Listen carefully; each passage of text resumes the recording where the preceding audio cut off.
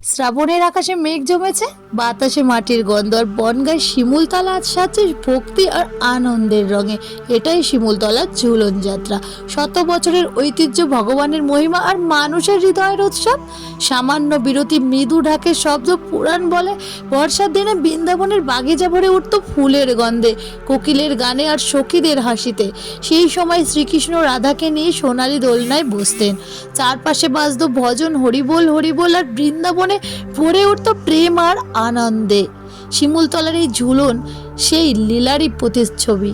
দেখো, ফুলের আলোয় আর রঙিন সাজে ভরা দোলনা, সিংহাসনে বসে আছেন শ্রী শ্রী রাধা কৃষ্ণ, ঠোঁটে মৃদু হাসি, চোখে অসীম মাধুর্য। ভক্তরা এসে আলতো করে দোল দেন, কেউ প্রার্থনা করেন পরিবারের সুখের জন্য, কেউ অশ্রু জলে চোখে বলেন, প্রভু আমাকে আশীর্বাদ করো। দিনভর চলে কীর্তন, শঙ্করধ্বনি, ঢাকের তালে তালে ভক্তদের নাচ, মন্দির চত্বর ভরে যায় ফুলের গন্ধে, আর আকাশ জুড়ে ছড়িয়ে পড়ে ভগবানের নাম। তারপর শুরু হয় মেলা, রঙিন নাগরদোল্লা, আকাশ ছুতে যায়, খেলনার দোকানে ভিড় জমেছে, বাচ্চাদের জিলিপির গন্ধে টান পড়েছে, সবার মন ফুচকা মিষ্টির প্রতি সবাই মেতে উঠেছে উৎসবের রঙে।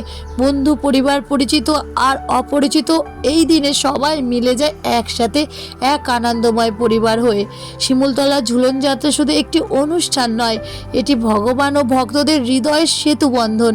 এখানে এসে মন খুঁজে পায় শান্তি, আর শ্রাবণের এই দিনগুলো হয়ে ওঠে চিরস্মরণীয়। তোমরা কে কোথা থেকে দেখছো ভিডিওটা অবশ্যই কিন্তু জানিও। আর যারা যারা ঝুলন দেখতে চাও অবশ্যই কিন্তু বনগাঁর শিমুলতলায় চলে এসো। এখানে কিন্তু মেলা হচ্ছে আর সুন্দরভাবে এই ঠাকুরগুলো তোমরা দেখতে পাবে। জলদি জলদি সবাই চলে এসো।